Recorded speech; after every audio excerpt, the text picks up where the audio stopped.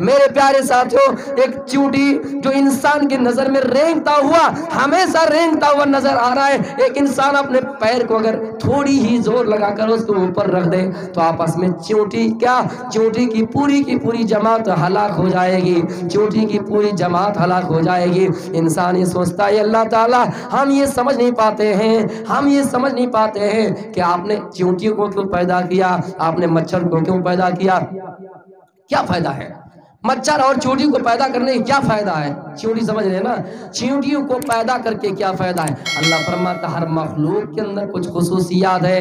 ایک مرتبہ سیلاب کا موقع آیا اور پانی کی لہریں بہ رہی تھی، پانی بہ رہا تھا، دور دراز سے پانی آ رہا تھا، پانی کی لہریں بہ رہی تھی۔ میرے پیارے ساتھیوں، اسی پانی کے اوپر چیونٹیوں کی جماعت بھی آ رہی تھی، ایک کبوتر نے دیکھا کہ چیونٹی کی جماعت پانی کے اوپر بہتی ہوئی آ رہی ہے، ایک قوم بہتی ہوئی آ رہی ہے۔ کبوتر نے سوچا ہاں اگر اس کو بچایا نہ جائے یہ پانی میں ڈوب جائیں گے، جب پانی ادھر سے ادھر ہوں گے تو یہ چیونٹی کی جماعت پوری کی پوری تباہ ہو جائے گی، برباد ہو جائے گی، ہلاک ہو جائے گی۔ کبوتر نے پھر کیا کیا؟ اپنے چونچ میں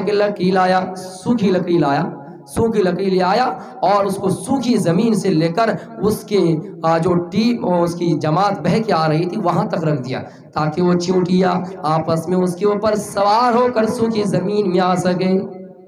انہوں نے اس سوکھی لکڑی کو رکھ دیا، یہ چیونٹی آپس میں اس سوکھی لکڑی کو کراس کرتا ہوا سوکھی زمین پر آ گئے۔ میرے پیارے ساتھیوں، پھر ایک مرتبہ ایسا ہوا، اے انسانوں اس واقعے کو غور سے سنو، پھر ایک مرتبہ ایسا ہوا کہ وہ کبوتر جنہوں نے چیونٹی کی مدد کی تھی ایک درخت کے اوپر بیٹھا ہوا ہے اور ایک شکاری تیر لیے ہوئے شکار کرنے کے لیے جا رہا ہے اور اس کے پاس پہنچ گیا، اس کبوتر کے پاس قریب تھا کہ تیر کو اپنے کمان سے چھوڑے، چیونٹی کی نظر اس کے اوپر پڑ گئی اور اس نے سوچا یا اللہ یہ جو کبوتر ہے جس نے میری جان بچائی تھی، اے اللہ میں اس کی جان کیسے بچاؤں؟ ایک کیڑا مکوڑا کو بھی اس چیز کا احساس ہے کہ کوئی اگر ہماری مدد کرے تو ہم اس کی مدد کریں گے، لیکن سب سے زیادہ اگر احسان فراموش کوئی قوم ہے تو انسان ہے جو ایک دوسرے کو ہمیشہ بھول جاتے ہیں، انسان ہے جو ہمیشہ ایک دوسرے کے احسانات کو فراموش کر جاتے ہیں۔ لیکن ایک چیونٹی کے اندر بھی احساس پیدا ہو گیا، ایک کبوتر نے اس کو بچایا تو بھی اس کو بچانے کی کوشش کر رہی ہے۔ پھر چیونٹی نے دماغ لگایا اور اس شکاری کے پیر میں چڑھتا گیا اور آخر کر اس کے ہاتھ تک پہنچ گئے۔ یہ قریب تھا کہ وہ تیر کے ذریعے سے نشانہ سدائے، قریب تھا کہ تیر چھوڑے اس کبوتر کی طرف، انہوں نے جا کر اس کے ہاتھ پر ڈس لیا، چیونٹی نے ڈس لیا اور جیسے ہاتھ پر ڈسا ان کا ہاتھ تھر تھر آیا اور تیر کبوتر کو نہ لگا اور ادھر ادھر نکل گیا۔ میرے پیارے ساتھیوں، ایک جانور کے اندر بھی، ایک کیڑا مکوڑے کے اندر بھی احساس ہے، ایک کیڑا مکوڑا بھی اس چیز کو صحیح طریقے سے سمجھ سکتا ہے، لیکن ہم اور آپ ہیں جو ہمیشہ ایک دوسرے کے احسانات کو فراموش کر جاتے ہیں۔ میں بتا ہی رہا تھا کہ ہر چیز کے اندر کچھ نہ کچھ خصوصیات ہے۔ ایک چیونٹی نے یہاں کتنا بڑا سبق دیا کہ کوئی آپ کی مدد کرے تو آپ بھی اس کی مدد کیجیے میرے پیارے ساتھیوں، اور کوئی آپ کی مدد کرے تو آپ اس کو بالکل بھولنا چاہیے۔ ہاں ہمارے یہاں تو یہ ہوتا ہے، ہم نے کسی کو بڑا کیا، ہم نے کسی کو بڑے عہدے پر قائم، بڑے عہدے پر فائز کیا، ہم نے کسی کو بڑے اونچائی پر لے گئے، ہم نے کسی کو بلندی تک چھونے کے لیے، بلندی تک پہنچانے کے لیے بہت ساری کوششیں کی، اور جب وہ بلندی کو چھو گیا تو اس انسان کو بھول گیا۔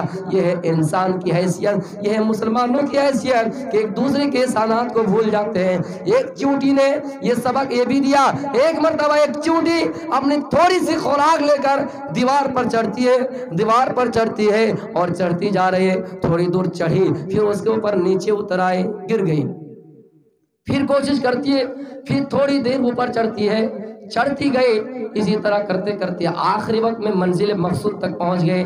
میرے پیارے ساتھیوں، ایک چیونٹی ہمیں اور آپ کو یہ سبق دے رہی ہے، آئے مسلمانوں، جب ہم کوئی کاروبار میں لگے، جب ہم کسی چیز کو حاصل کریں، جب ہم کوئی بزنس کریں، جب ہم کوئی بیپاری کریں، جب ہم کوئی کاروبار کریں، ایک ڈاکٹر ہی سیکھے، ایک مولوی ہی بنے، ایک ماسٹر ہی بنے، ایک انجینئر ہی بنے، تو ہمیں سب سے پہلے گرنا پڑے گا، اس کے بعد منزل مقصود کو چھوڑنا ہے، ڈائریکٹ ہم بلندی تک نہیں چھوڑ سکتے ہیں۔ ایک چیونٹی ہمیں یہ آپ کو سبق دے رہی ہے کہ اگر کسی کو بلندی تک چھوڑنا ہے، کسی کو بلندی تک جانا ہے، پورے مکمل ڈاکٹر بننا ہے، عالم بننا ہے، تو اس کو پہلے گرنا پڑے گا، لوگوں کی نظروں سے گرنا پڑے گا، اس کے بعد وہ بلندی تک چھوڑ سکتا ہے۔ ڈائریکٹ چھت پر نہیں چڑھ سکتا ہے۔ چھت پر چڑھنے کے لیے جینا کی ضرورت ہے، چھت پر چڑھنے کے لیے سیڑھی کی ضرورت ہے۔ پہلے زنا پر قدم رکھے، دوسرے پر رکھے، تیسرے پر رکھے، پھر نیچے اتر آ گئے، پھر چڑھتے گئے، چوتھی جینا پر چڑھے۔ اسی طرح کرتے کرتے منزل مقصود تک پہنچ جائیں گے۔ میرے پیارے ساتھیوں، ہر چیز کے اندر کچھ نہ کچھ خصوصیات ہے، ہر چیز میں کہ اللہ کی مصلحت پائی جاتی ہے، لہٰذا ہم اور آپ کسی کو حقیر نہ سمجھیں، اور یہ نہ سمجھیں کہ ہمارے سامنے کوئی غریب آدمی آ گیا، ہم نے اس کو ٹھکرا دیا، پتہ نہیں کب کس کی ضرورت پڑ جائے، پتہ نہیں کب کس کی ضرورت پڑ جائے، اس لیے آپ کسی کو حقیر نہیں سمجھیں۔ میں ایک مثال آپ کو دے رہا ہوں، ہو سکتا ہے شعر اشعار کے انداز میں بھی اس کو بیان کروں گا۔ ایک مرتبہ ایک آدمی جنگل کی طرف سیر و تفریح کے لیے گیا، اور سیر و تفریح کے لیے وہ شاعر آدمی تھا، سیر و تفریح کے لیے گیا، باغیچے میں گئے، صبح کا وقت تھا، سہانا موسم تھا، اور جیسی باغیچے میں پرویش کیے، باغیچے میں داخل ہوئے، باغیچوں میں نظر دوڑایا، چھوٹے چھوٹے پودے ہیں، چھوٹے چھوٹے پودے ہیں، اور ان پودوں میں چھوٹا چھوٹا پتا بھی ہے، اور ان پتے میں شبنم کا قطرہ بھی ہے، شبنم کا قطرہ بھی ہے۔ شاعر آدمی تھا، ایک شعر بنایا، باغ میں پودا، باغ میں پودا، باغ میں پودا، پودے میں پتا، پتے میں قطرہ شبنم کا، پتے میں قطرہ شبنم کا۔ ایک شعر نکلا، ایک مصرع لکھا، پھر وہ پریشان ہو گیا کہ دوسرا مصرع کیسے لکھوں۔ وہ آدمی سوچتا گیا، پریشان حال ہو گیا، اب کیا کروں، ایک مصرع تو میں نے لکھ دیا، دوسرا مصرع کیسے لکھوں، اس شعر کو پر کیسے کروں۔ وہ اسی جگہ پہ بیٹھ جاتا ہے، سر پٹکتا ہے اور سوچنا شروع کر دیتا ہے۔ اتنے میں ایک عورت چلی آ رہی ہے، ایک خاتون چلی آ رہی ہے، صبح کا وقت تھا، ناشتہ لے کر آ رہی ہے۔ میرے پیارے ساتھیوں، ایک لڑکی تھی، جب انہوں نے دیکھا کہ ایک چچا پریشان حال ہے، انہوں نے اپنے چچا سے پوچھا، چچا کیا بات ہے، تم پریشان حال کیوں ہیں؟ اس نے کہا، بیٹی جاؤ یہاں سے چلے جاؤ۔ ارے تم ہماری کیا مدد کر سکتے ہو؟ بڑے بڑے لوگوں سے رابطہ کیے، پتا کیے، کوئی ہماری مدد کر ہی نہیں سکا۔ آپ نے کہا، اس لڑکی نے کہا، چچا آپ مجھے بتائیے، ہو سکتا میں آپ کی ان پریشانیوں کا حل بن جاؤں، میں آپ کی ان پریشانیوں کو ختم کر دوں۔ اس نے کہا، نہیں بتا سکتا، نہیں بتاؤں گا، نہیں کر سکتے یار، چلے جاؤ۔ اس نے کہا، چچا بتائیے۔ اس چچا نے بتایا کہ میں نے اس باغیچے میں جیسے پرویش کیا، داخل ہوا، ان کے چھوٹے چھوٹے پودے پر نظر آئے، ان پودوں کے پتے پر نظر آئے، اور ان پتے میں شبنم کا قطرہ میں نے دیکھا۔ میں شاعر آدمی ہوں بیٹی، میں نے ایک مصرع لکھا، دوسرا مصرع نہیں مل رہا ہے۔ اچھا اے چچا، اگر آپ کی اجازت ہو تو میں دوسرا مصرع پر کر دوں۔ بیٹی یہ کیسے کر سکتی ہو؟ بیٹی نے جواب دیا، او میرے چچا، میں کر سکتی ہوں، اس لیے کہ مجھے معلوم ہے جو فضیلت کوہ طور کو ہے وہ فضیلت ہمالیہ پہاڑ کو نہیں ہے، جو فضیلت ایک بکری کے بچے کو ہے وہ فضیلت بکری کو نہیں، جو فضیلت کوے کے بچے کو وہ فضیلت کوے کو نہیں ہے۔ اس لیے میں جانتی ہوں، ہو سکتا ہے میں آپ کی ان پریشانیوں کا حل کر دوں، ہو سکتا ہے کہ میں آپ کی ان پریشانیوں کو دور کر دوں۔ اے چچا پہلے شعر پڑھیے۔ چچا نے شعر پڑھا، باغ میں پودا، پودے میں پتا، پتے میں قطرہ شبنم کا، پتے میں قطرہ شبنم کا۔ وہ لڑکی ناشتہ لے کر جا رہی تھی، ہاتھ میں ڈلیاں تھی، اور ڈلیوں میں 2-4 روٹیاں بھی تھی، اور روٹیوں میں قتلا تھا سلگم کا۔ انہوں نے فوراً شعر ادا کیا، دوسرا مصرع ادا کیا، ہاتھ میں ڈلیا، ڈلیا میں روٹی، روٹی میں قتلا شلگم کا، روٹی میں قتلا شلگم کا۔ میرے پیارے ساتھیوں، میں بتانا یہ چاہتا ہوں کہ کسی انسان کو حقیر نہیں سمجھنا چاہیے۔ ہو سکتا ہے کہ اس کے اندر وہ فن ہو سکتا ہے اس کے اندر وہ کلا ہو جو آپ کے اندر نہیں۔ اللہ تو یہ فرماتا ہے، کیا انسانوں دنیا کے اندر کوئی ایسا انسان نہیں جس کے اندر تمام صفتیں ہوں؟ اللہ ہی کے اندر تمام صفتیں ہیں، اللہ تمام صفتوں سے متصف ہے۔ دنیا میں کوئی انسان اگر یہ کہے کہ ہم اپنے ہی ہنر سے زندگی گزار لیں گے، زندگی نہیں گزار سکتا ہے۔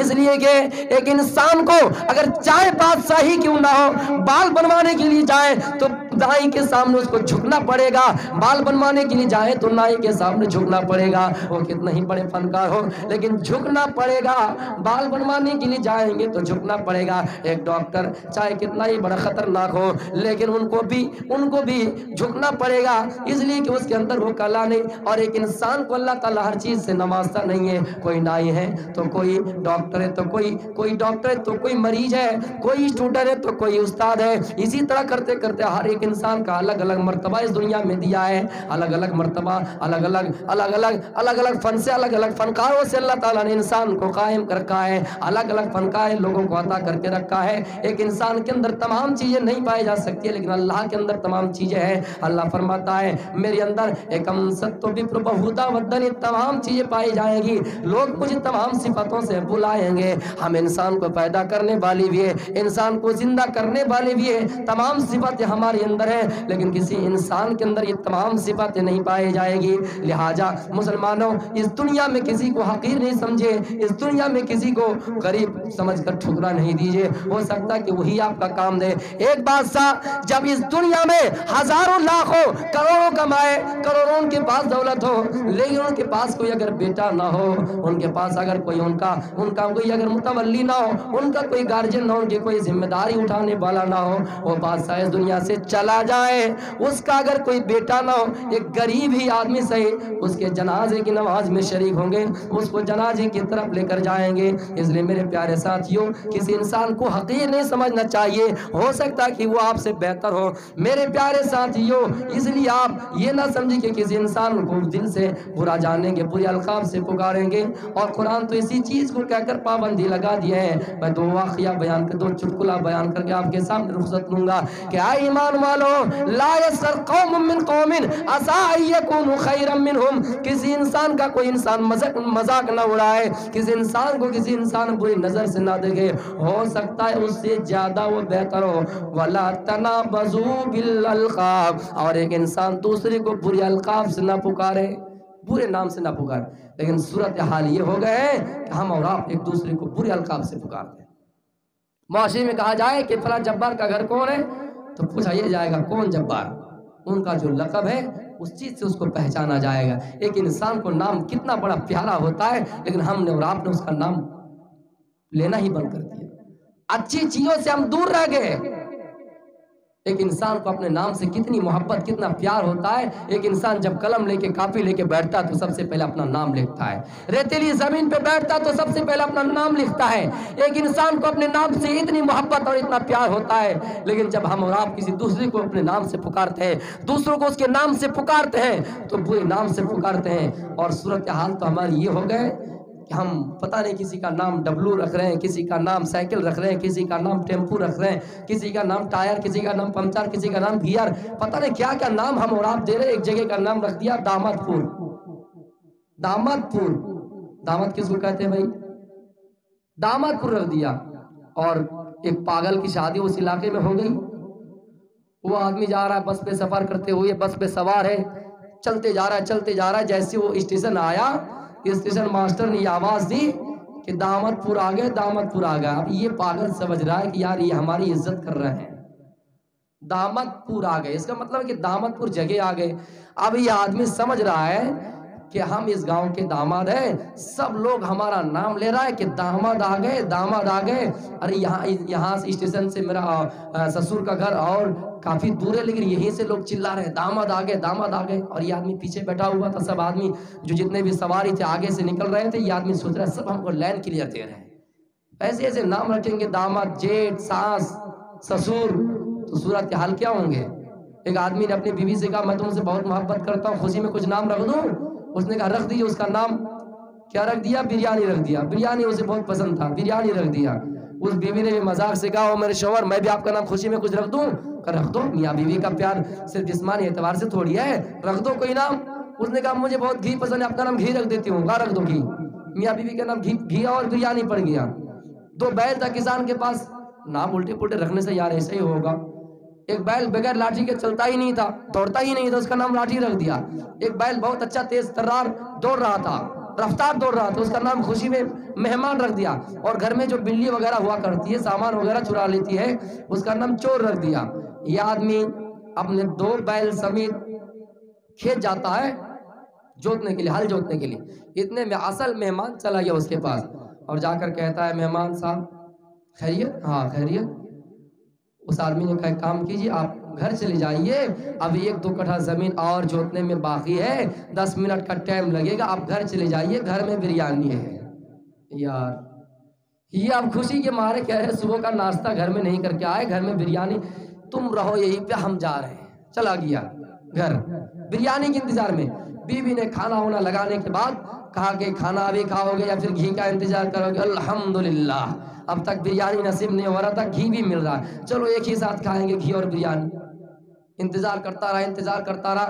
اتنے میں وہ آدمی، کسان آدمی 2 بیل لے کر آ ہی رہے تھے، راستے میں جو بدماش بیل تھا جن کا نام لاٹھی تھا وہ اتفاق سے چھوٹ گیا ہاتھ سے۔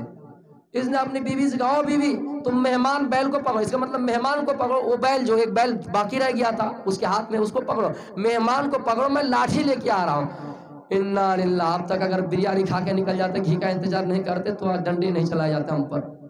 یہ سوچ رہا ہے کہ لاٹھی لانے گیا اور ہم کو بول رہا ہے کہ پکڑ کے رکھو۔